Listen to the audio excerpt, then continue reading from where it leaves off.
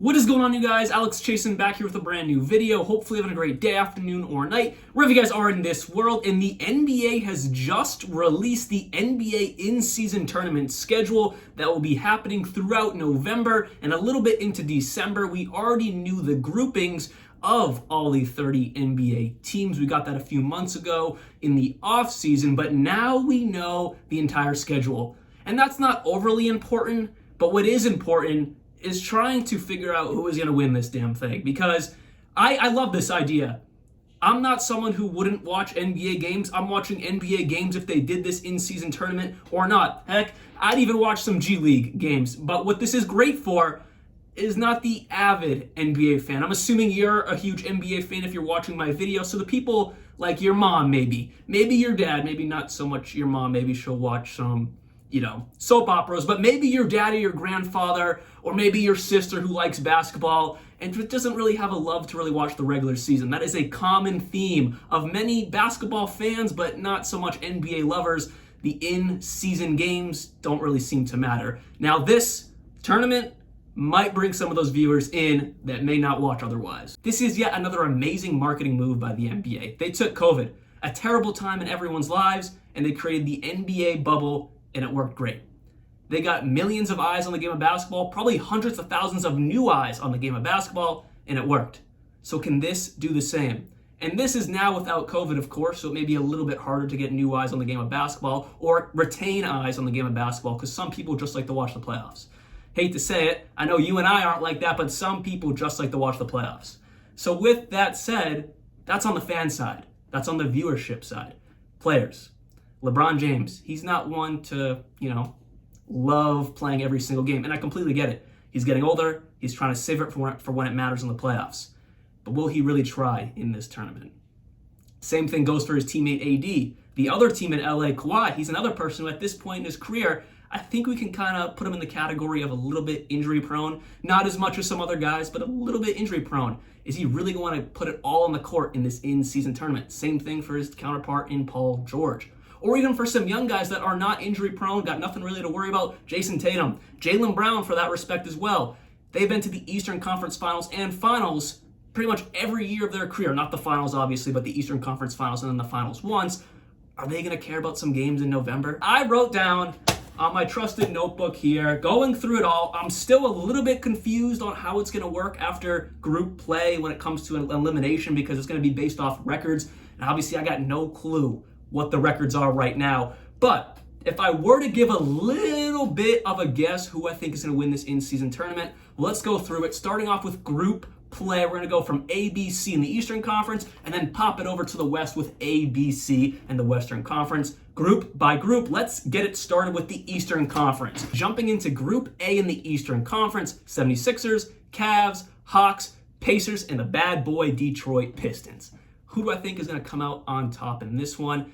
Give me the Cleveland Cavaliers for some of the reasons I just mentioned. They're young, with star power. They're hungry. They lost in 5 games to the New York Knicks. They're going to want to come out hot. Now, the one negative I have with this entire tournament, we're just a month into the season. Not even a month into the season, honestly. Teams are just figuring each other out. Players are finding their identity, maybe some new roles on the roster they're on. So it's a little bit of a bad assessment for some teams to be in the tournament or really get it going just in November. But with that said, I see the Cavs coming out on top in Group A of the Eastern Conference. The 76ers, we know what's going on there. They're a complete mess from top to bottom. Harden, Embiid, what's happening with him? Is Maxey eventually going to be unhappy? I got no clue.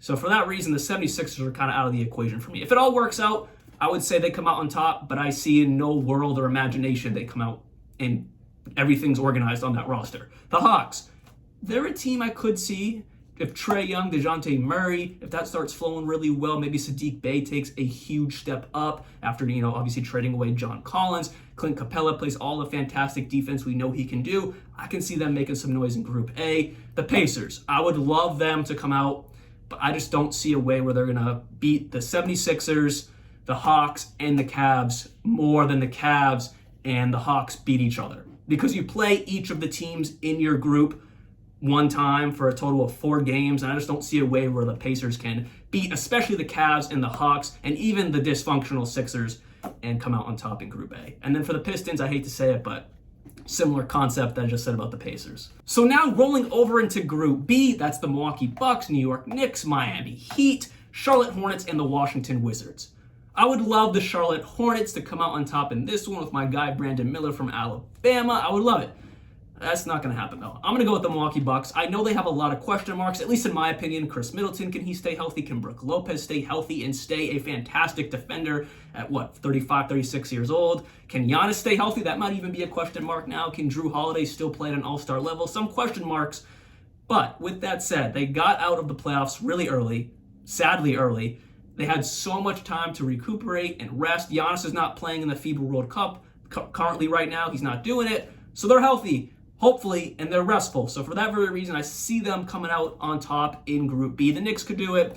The Heat obviously could. I think they lost a little bit too much this offseason with Gabe Vincent and Max Strus, two key role players to get them to the finals, and really didn't get that much in return. So I'm a little bit worried about the Heat's depth coming into the season. So for that reason, give me the Milwaukee Bucks in Group B. Now jumping into the final group in the Eastern Conference, that being Group C, held by the Boston Celtics, the Brooklyn Nets, Toronto Raptors, Chicago Bulls, and the Orlando Magic. Now on paper, it looks like a cakewalk for the Boston Celtics, and I sure hope it's a cakewalk for the Celtics, but the Magic always give the Celtics darn trouble, and it's so frustrating. I don't know the stat off the top of my head, but if we go 3-4 seasons in the past, I might even believe the Orlando Magic have more wins against the Celtics than the Celtics have wins against the Magic. For some reason, they always struggle to play the Magic, but that's not going to make me change my answer. I'm going to take the Celtics in Group C. Now transitioning into the Western Conference, starting it off with Group A, held by the Lakers, the Grizzlies, the Suns, the Blazers, and the Utah Jazz. Who do I think is going to come out on top? I either have to go with the Memphis Grizzlies or the Los Angeles Lakers. Now I know most people are probably going to lean toward the Phoenix Suns, and I don't blame you. That's the easy pick, and damn, I might even go with it once I see a few weeks of the season go by. But I just can't really believe that's all going to mesh well a month into the season. Booker, Beal, basically the same position. Who is going to run point guard? I think it should be Booker. He has a little bit of a point guard game in him versus Beal, but still, we have no clue. How is KD going to mesh with another star right next to him in Bradley Beal? Can Ayton start to figure it out around KD, now even adding Beal? Also, their depth. I'm a huge lover of all the depth pieces they added. It's one of the new examples of with the new CBA, you can still build a bench, but I got to see it play out. So for that reason, I don't think a few weeks into the season they're going to have it figured out. So give me the Lakers, which I really hate to say it because at the beginning of the video, I know I was like LeBron might not really try, but the Grizzlies are John Morant absent, and at the end of the day, they might fall short due to that. So give me the Lakers, because even if LeBron is kind of like, halving it out there, you still got AD, you got D'Lo, you got so much great depth. AR-15. Now, AR-15 is going to try his butt off. AR-15 might be able to carry LeBron and AD if they don't really want to try. Now jumping over into Group B in the Western Conference. Denver Nuggets, the Clippers, the Pelicans, the Mavericks, and the Rockets. This one, I don't even got to look at my notebook. This one is so easy. Give me the Denver Nuggets, because everyone and their mother says that Denver Nuggets are only a good regular season team. Well, they put that in everyone's face, obviously last year, winning the NBA Finals. So if they're so good in the regular season, which they absolutely are 100%, they prove they're great in the playoffs, and they're going to prove they're fantastic in this in-season tournament. Now rolling over into the final group in the Western Conference, that being Group C, with the Golden State Warriors, the Kings, the Wolves, the Thunder, and the San Antonio Spurs. I could see 4 out of 5 teams coming out of Group C. The 5th team not coming out of here, it's the Spurs. I know the Wemby hype train is there. I'm on it. I believe in Wemby. But less than a month into the season, there is no way he's going to be capable. And this is not me demeaning him. I just don't think it's going to happen. It's going to take some time for him to get used to the NBA game. There's no way he's going to carry the Spurs and beat the Thunder, Wolves, Warriors, and Kings more times than they beat them. I don't see it happening. Is it possible? Sure. Anything's possible.